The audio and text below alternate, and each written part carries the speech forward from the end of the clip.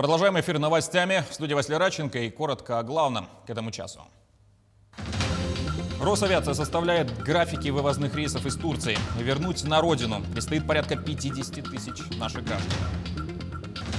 Приехав на север единожды, остался здесь навсегда. О настоящей истории любви семьи в Нерюнгри в сюжете наших корреспондентов. Якутянин Аял Лазарев уступил в финальной схватке чемпионата по вольной борьбе в Казахстане. Спортсмен принес региону серебряную медаль. Россияне, выехавшие самостоятельно в Турцию или другие страны через Турцию, вернутся в Россию по заранее составленному графику. Соблюдение плана вывозных рейсов проконтролирует созданный Росавиацией оперативный штаб.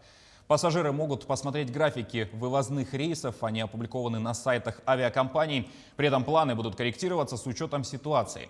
По оценкам Ростуризма, сейчас за рубежом находится около 50 тысяч россиян, выехавших самостоятельно на отдых в Турцию или другие страны транзитом через эту страну. Россия приостановила из-за роста заболеваемости коронавирусом авиасообщения с турецкими курортами и Танзанией с 15 апреля по 1 июня. Греция отменила 7-дневный карантин для туристов из ЕС, Шенгена и еще 5 стран, а именно из Соединенного Королевства, США, Объединенных Арабских Эмиратов, Сербии и Израиля. Таким образом, с сегодняшнего дня им разрешен въезд в Грецию без карантина при наличии отрицательного результата теста на коронавирус или сертификата о вакцинации. Однако туристам, как и жителям Греции, нельзя будет перемещаться между областями страны. Не будут открываться никакие предприятия общественного питания специально для туристов. Судебным приставам могут разрешить запрашивать сведения о должниках с использованием государственных информационных систем. В частности, система о государственных и муниципальных платежах.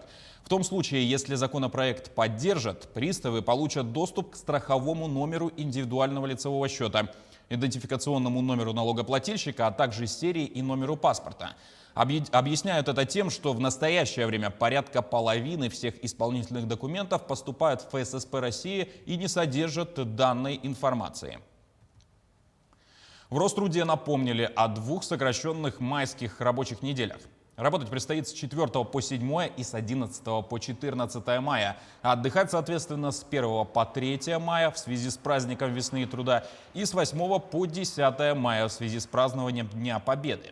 Если работник хочет увеличить себе время отдыха, то он может взять отгул или несколько дней в счет отпуска. Никто не запрещает и работодателям проявлять самостоятельно инициативу и предоставлять сотрудникам дополнительные выходные, однако их нужно оплачивать.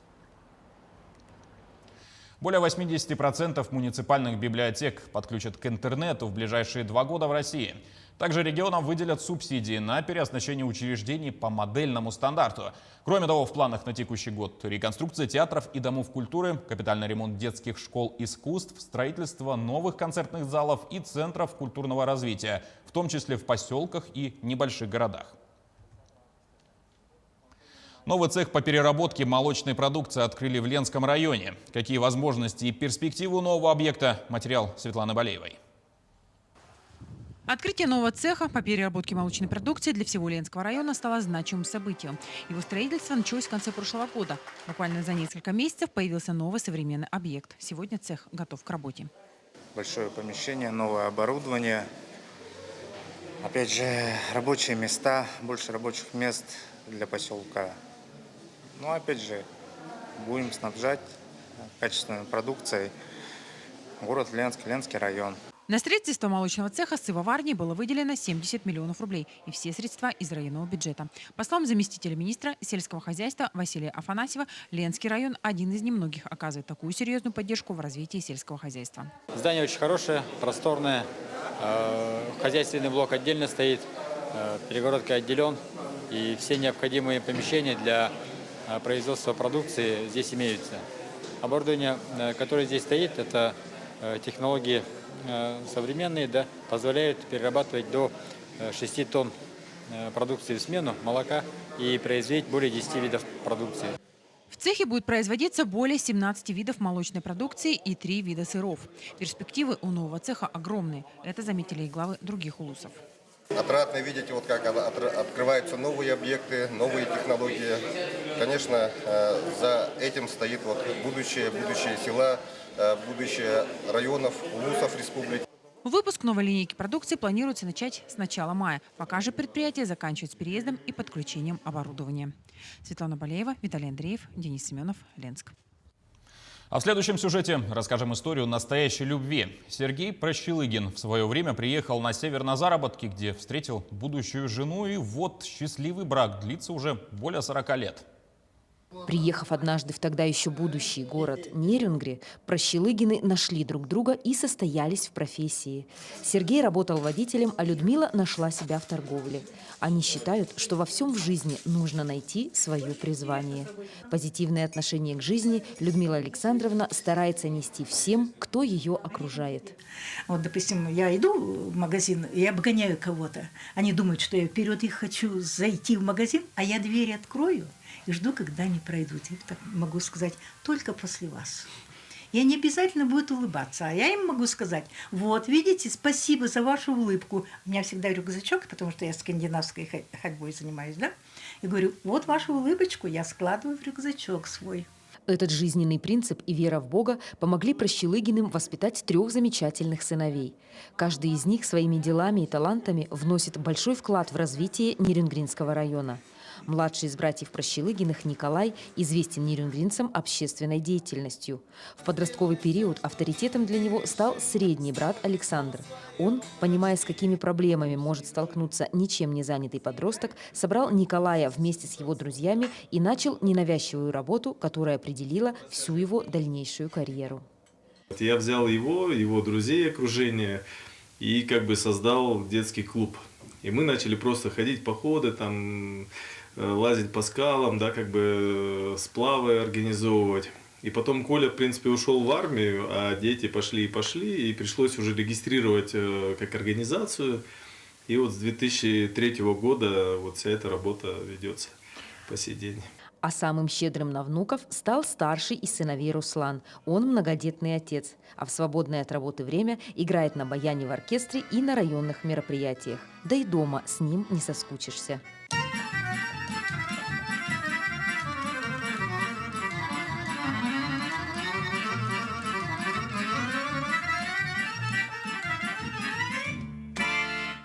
А когда 3 поколения Прощелыгиных собирается на праздники, то тут все дружно затягивают любимые песни. Баян, гитара, знакомый репертуар, застольные развлечения – вот и весь секрет теплых семейных вечеров и настоящего человеческого счастья. Ирина Кичигина, Захар Головин, Нерюнгри. К событиям за рубежом в Китае прошел международный фестиваль воздушных змеев. 118 команд запустили в небо более 10 тысяч устройств, летающих при помощи силы ветра.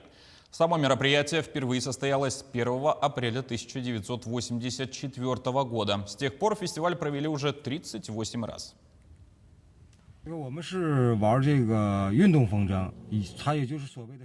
Древнее наследие воздушных змеев, изобретенных в Китае более 2000 лет назад, и в наши дни объединяет людей по всему миру. Это и неудивительно, ведь в небо поднимаются конструкции самых разных форм и размеров, от маленьких автомобилей и рыб до гигантских кальмаров и многоножек.